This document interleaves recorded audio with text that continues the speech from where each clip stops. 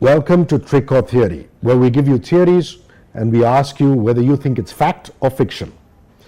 Well, we leave all the hard work to you. My name is Hrishi and I'm your host on this particular gig. And today, it's Princess Diana. Lady Di's death. Lady Di, much loved and revered around the world. Elton John wrote Candle in the Wind all over again for her. He wrote it earlier, initially for Marilyn Monroe, and when she passed, it was an ode to her. Princess Diana is possibly one of the most beloved figures in popular culture. The first wife of Prince Charles, mother to Princes Harry and William, Lady Di is still one of the most iconic figures in English history. This is decades after her untimely death. The car crash that killed Princess Diana happened on the 31st of August, 1997. It was a tragedy that really shocked the world. Multiple investigations ultimately led to one theory. It was unlawful. Her chauffeur, Henri Paul, was drunk, and the paparazzi were dangerously training her. 2 decades later, theories endure. Fingers have been pointed at everyone from the paparazzi as well as the royal family, even to the French police and, believe it or not, MI6. You normally think of it as a James Bond film. But Dodi Fayed and she, a lot of theories say, were killed by MI6.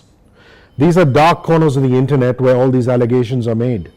And there was a police inquiry that was hatched in the USA. John Stevens, a former metropolitan policeman, investigated and called it Operation Paget. He dismissed the claims, but he set out his claims in an 871-page document.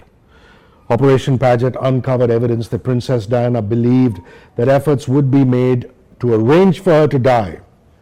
She expressed her concerns in a meeting with her lawyer, Victor Mischon, and Private Secretary Patrick Jeffson. This happened on the 30th of October 1995. The attorney made a note, and Diana says, "This particular phase of my life is the most dangerous. Someone is planning an accident to my car, brake failure, serious head injury, in order to make the path clear for him to marry," she wrote. After his son's death, Mohammed Fayed famously launched his own investigation into the accident. He believed that the royal family was biased against his son because he was an Egyptian Muslim. Fayed reasoned that the British establishment wanted to prevent Diana and Dodi from marrying so that the future king would not have a Muslim stepfather. Central to Fayed's belief that foul play was behind this death was his further claim that Diana was pregnant with Dodi's child. He says at the time of the crash, she was pregnant, and Fayed publicly says that he phoned him on the night she died to tell him of the pregnancy. This added fuel to fire.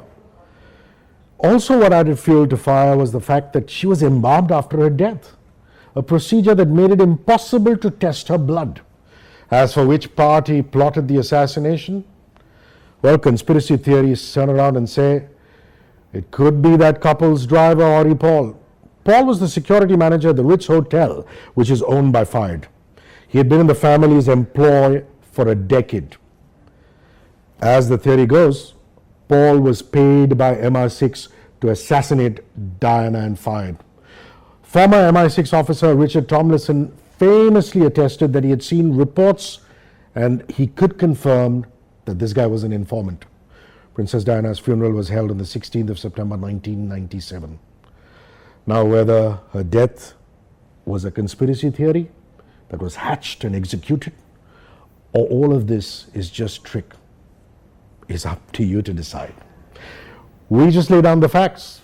Our job is to put it in front of you, and your job is to decide. My name is Hrishi. I will be back next time for another episode of Trick or Theory. If you like what you hear and what you see, tell us about it. If you didn't, still tell us about it. Please put your comments on the section below. Till next time, it's adios. 94.3 Radio 1.